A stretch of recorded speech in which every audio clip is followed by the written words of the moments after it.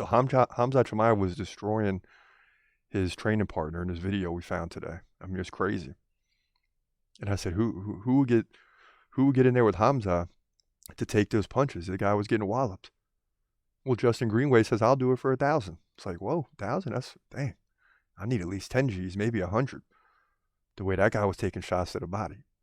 Michael Rousey, he's fighting a nobody. Yeah, but the point was, is look at those punches and body shots. Yeah, the guy was just there to take shots. And Hamza was landing them. That was the crazy part. This guy was taking shots to the body. Shawani Pun says, I'm first, like in this video. So he got the first like. Yeah, it ended up having several thousand views. So yeah, it was a short, and he got the first like. And you got to be on it, man, to get the first like, because they're coming fast and heavy. I mean, definitely. Shanna Richardson says, Patty loses next fight. Now I like Patty, but I don't see him beating anyone in the top 10. I'm not so sure. You know, one thing I noticed about Patty is he looked much stronger in this fight. It's like he's going from a kid to a man. And you see this with other fighters like Chase Hooper. Well, I'm starting to see that with Patty in the body, the shoulders. He's just looking stronger. And this is why it's harder for these guys to make weight over time. Orange Predator says he couldn't finish a guy who should probably retire, but he looks stronger than ever. Get a grip, dude. And listen, you can say whatever you want. Tony Ferguson should retire. He's fallen off a cliff. But when you look at Patty's resume, it says Tony Ferguson win. He beat him.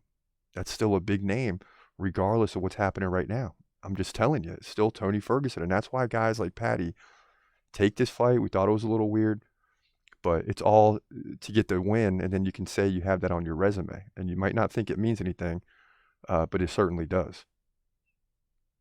Now, when we get into Dana White and his comments on Strickland versus Du Plessis, you remember that whole thing at UFC 296. Vigo Mundo says, blame Strickland. He's an adult. He can control himself. He's the only one responsible for his actions.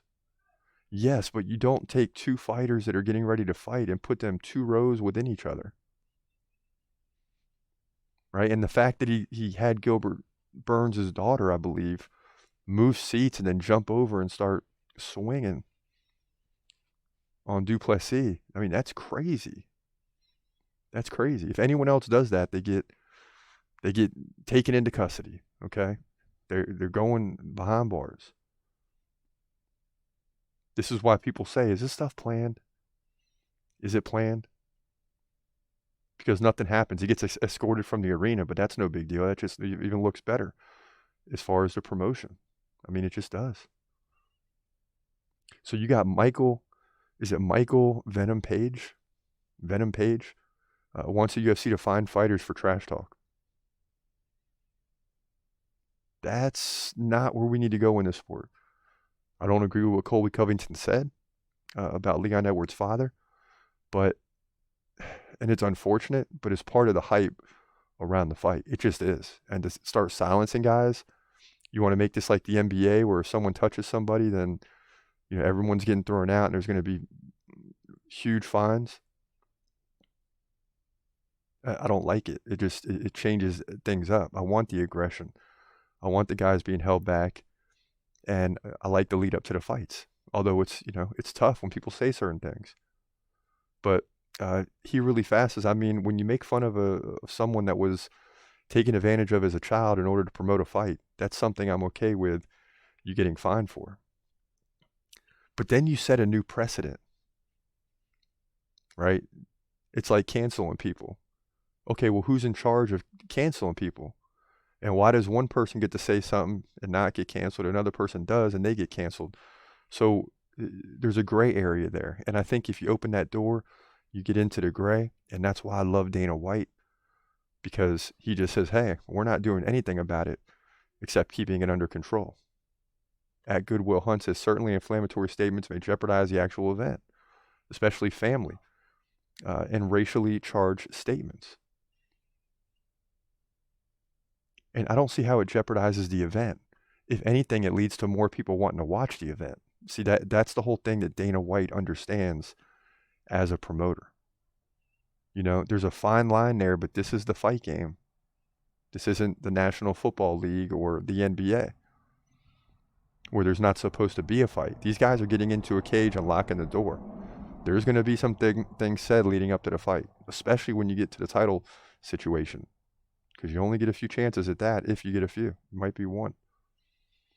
Gator Yee Ross says, obviously it will be in South Africa.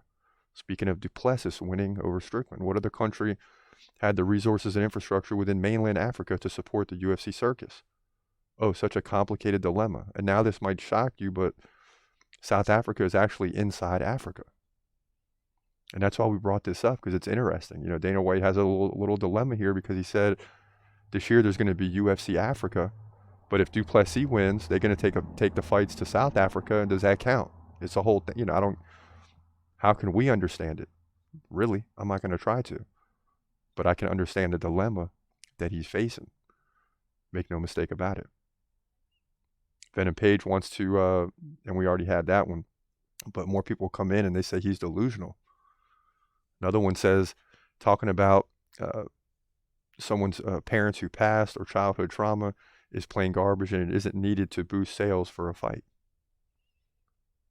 I disagree. I'm not saying it's needed. But if you stop that, then what else do you stop? It's like a snowball effect. Once you get in there and separate them, then guys are going to be scared to say certain things, and you're going to water this sport down. And that's not what built the sport. What built the sport is John Jones going after Daniel Cormier, right? And hyping it up. More eyeballs are coming in. Everybody's talking about it. People are at work talking about it in their daily lives. To people who don't watch it, now they want to watch it. This is the whole thing, and this is why Dana White knows what he's doing. And that's why I say when Dana White leaves, it's going to be a sad day for the UFC. Homie is in the wrong sport and environment, talking about feelings and rights. Yeah, I mean, there's no feelings in the fight game. There's just not. There's just no feelings in the fight game. That's the bottom line. You guys got to let these guys say what they want and live with it, and do everything you can to keep them separated from each other. Don't stop them from talking. Leon Edwards is going to throw a water bottle, right? Nate Diaz and Conor are going to throw water bottles back at each other. Khabib's going to jump the octagon fence after beating McGregor. That was probably the most unfortunate situation. Yeah, they're charged up. It's the fight game. But you got to have personnel and security that can shut that down pretty quickly. Now, if it ever spirals into the crowd and it extends for 20, 30 minutes and they have trouble putting, stopping it, escalating into the crowd, that will be the problem. And that's what doomed the NBA, right? To lead them to make all the changes to now you never see, you hear people say this too. These guys in the NBA couldn't fight a wet napkin or whatever the saying is. Like they probably could, but we don't see the aggression anymore. We see one guy shove one and a guy shove him back, and that's it. You don't see like the big fights anymore where guys are getting ejected and it's lasting 3 minutes and they got to go to the replay and see who punched who and all this stuff. You don't have that anymore. And that led to excitement. If it gets out of control, that's when you have a problem. You got to do something. But if it doesn't get out of control, it's interesting. Now, as we go forward, not today, but as we go forward, we got a lot to talk about. Who's fighting at UFC 300? Is it McGregor? Is it Khamzat? Is it both? Is there someone else going to be up there? I mean, a lot of people want to know what's going on with UFC 300. That's a big one. UFC 299 in Miami is going to be ridiculous. You got Burns versus Jack Della Maddalena. You got Curtis Blades versus Jailton Almeida. I mean, I hear Miami, and I'm from just a little ways north of Miami. So you say Miami, I want to know what's going on, and it's like they're putting a huge card together for Miami. That's going to be fun. That'll be in March with UFC 300 in April. It worked out perfect because that's when things really start heating up. You got NCAA basketball starting to heat up. The NBA playoffs aren't quite here yet. But by the time you get into UFC 300, there's going to be nothing really on tap except for just, your normal NBA basketball. So there's going to be a lot of eyeballs on the UFC for UFC 300. The UFC knows this, and they're not in any rush to make a decision because they got to make sure they get guys locked. And McGregor on the top of the card, I don't think you can beat that, and I think it's going to be necessary. And people are saying, no, there's going to be a title fight. There's no title fight right now that would be bigger than McGregor on top of that card.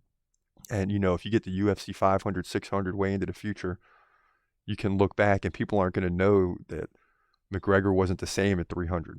I mean, you may remember that, but it's still going to be McGregor at 300. Who's fighting at 400, 500, 600? So, for the history of the sport, and it's not even history yet, but it will be, McGregor needs to be in the main event at 300. There don't need to be a title fight. He's gon' fight, wait, he's gon' fight, wait, hold your breath till the end of the night. Last fighter call, UFC at its height, yeah. Bringing that thunder with all his might, saying step up, wanna fight, hold up, think twice, gladiator, assassin, reckless, no abandon, walk through that cage, he'll leave your ass stranded, wake up, hey, where you at, hey, got hit in the head with a baseball bat.